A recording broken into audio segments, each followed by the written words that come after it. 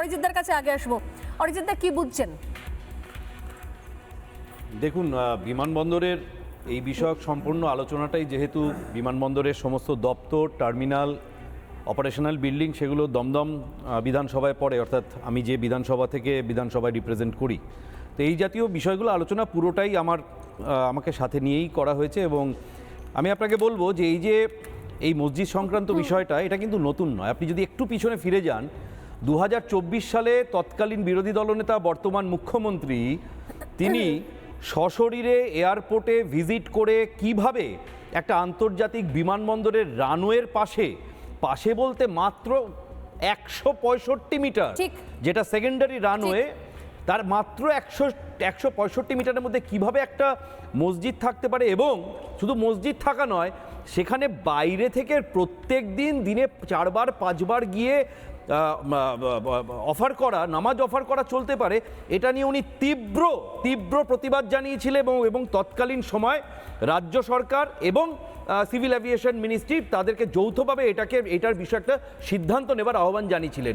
কিন্তু দীর্ঘদিন অজানা কোনো জটে, এবং আমি পরিষ্কার বলছি, স্থানীয় তৃণমূল নেতাদের চাপে, আমি নাম ধরে বলছি, উত্তর দমদম পৌরসভার যিনি বিদায়ী চেয়ারম্যান বিধান বিশ্বাস, সম্পূর্ণভাবে তার উস্কানিতে এটাকে দীর্ঘদিন ধরে এই প্র্যাকটিসটাকে চালু রাখতে বলতে গেলে সিভিল অ্যাভিয়েশনের যে ডিপার্টমেন্ট তারা বাধ্য হয়েছিল।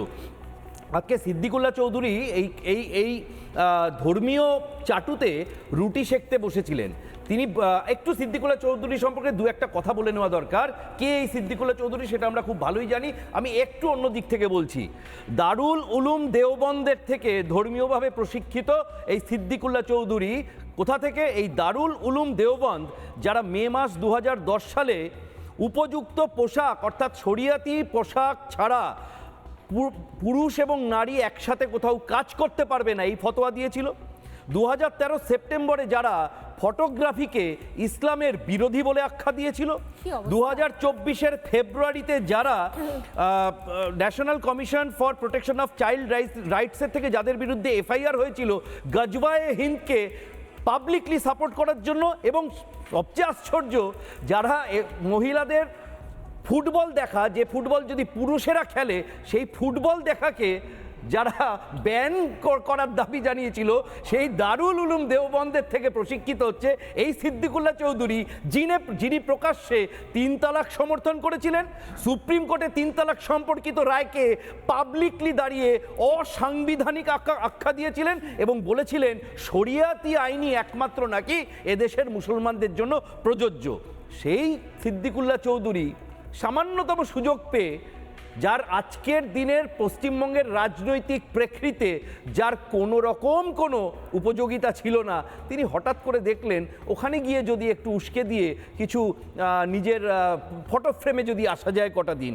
না, আসল বিষয়টা হচ্ছে একটা দাঙ্গার একটা উস্কানি, এত কিছু হয়ে যাচ্ছে, সব কিছু মিটে যাচ্ছে, বারুইপুর কাণ্ডের ক্ষেত্রেও কিছু সুবিধা করা গেল না, যদি আবার নতুন করে কিছুটা ইস্যুকে উস্কে। কিন্তু আমার একটা প্রশ্ন, অরিজিৎ বাবু, আমি গতকালে প্রশ্ন করছিলাম যে আমার প্রশ্ন, আপনারা তো সরকারে আছেন, এই ধরনের একটা দাঙ্গাবাজ উস্কানিবাজের বিরুদ্ধে কেন সেরকম কোনো গ্রেপ্তারি পরোয়ানা জারি হবে না? এই ধরনের যারা সমাজের ক্ষেত্রে এত বিষধর, যারা সব সময়, এর আগেও প্রচুর ট্র্যাক রেকর্ড রয়েছে, আমি সরকারের কাছে প্রশ্ন করছি, কেন সিদ্দিকুল্লাহ চৌধুরীর মতো মানুষরা খুলেআম ঘুরে বেড়াবে, মানুষের কাছে থ্রেট হয়ে, সম্প্রীতির কাছে থ্রেট হয়ে, যে কোনো সভ্য সমাজের কাছে থ্রেট হয়ে, কেন তার বিরুদ্ধে গ্রেপ্তারি পরোয়ানা জারি হবে না? সে গাড়িতে এসে ফোর্স দেখে আজকে ভয়ে লেজ গুটিয়ে মিউ মিউ করে পালিয়ে গেল, অরিজিৎ দা, আপনাদের সরকার কেন অ্যারেস্ট করতে পারলো না? আমি 100% সাপোর্ট করি তোমার এই বক্তব্যকে। যে কাজ সিদ্দিকুল্লাহ চৌধুরী পশ্চিমবঙ্গে ধর্মীয় উস্কানি দিয়ে করেছেন, যার জন্য আমাদের মালদা মুর্শিদাবাদের মায়েদের বোনেদের শুধু চোখের জল পড়েনি, তাদের চোখ থেকে রক্ত ঝরে পড়েছে, তাদের পরিজনরা যেভাবে নির্যাতিত হয়েছে এর উস্কানিতে। এবং তোমার মনে থাকবে এই সিএ ইস্যুতে, ওয়াকফ ইস্যুতে, এই বিয়েতে দাঁড়িয়ে আমাদের শহীদ মিনারের সামনে দাঁড়িয়ে এই সিদ্দিকুল্লাহ চৌধুরী বলেছিল যে তিনি নাকি 1 কোটি বিশেষ ধর্মীয় সমাবেশ করে কলকাতাকে দখল করে নেবে একদম। এবং তখন যখন তৎকালীন মুখ্যমন্ত্রী মমতা ব্যানার্জিকে বলা হয়েছিল, তিনি কিন্তু এই বিষয়ে একটা মন্তব্য পর্যন্ত করেননি, অর্থাৎ মৌনতা সম্মতির লক্ষণ এটাই কিন্তু সেই তখনও জন্যই তো প্রতিভাত প্রশ্ন হয়েছিল। অরিজিৎ বাবু, যে আমরা এই ধরনের দাঙ্গাবাজদের আগের আমলে সরকারে দেখেছি প্রশ্রয় পেতে, এই আমলেও যদি আমরা দেখি এরা অ্যারেস্ট হলো না, এরা ভয় থরথর করে কাঁপছে না, এরা ভয়ের চোটে বাড়ি থেকে বেরোচ্ছে না, এরা কিছু বলার আগে 100 বার ভাবছে, তবে না বুঝবো, তবে না অ্যাকশন হবে। আসলে এরা আমি যদি বলছি- এবার যদি খুলেআম ছাড়া পেয়ে যায় এবং গাড়ি ঘুটিয়ে পিলপিল করে পালিয়ে যায় লেজ গুটিয়ে, তাহলে আর কি করে অ্যাকশনটা হবে? না, আসলে বিষয়টা হচ্ছে যে অবশ্যই আইনের যে পরিধি তার মধ্যে অবশ্যই তিনি এলে তাকে সেই উপযুক্ত আইনের শাসনের মধ্যেই পড়তে হবে। কিন্তু এখানে যেটা বিষয়, গতকালকে উনি একটা আহ্বান জানিয়েছিলেন উদাত্ত কণ্ঠে, হ্যাঁ। যে আজকে না, মানে গতকালকে তিনি সকালবেলায় সেখানে গিয়ে যদি ওই রানওয়ের গায়ে বসে নামাজ পড়তে না দেওয়া হয়, তিনি নাকি সেখানে একটা বিশেষ কাণ্ড ঘটাবেন।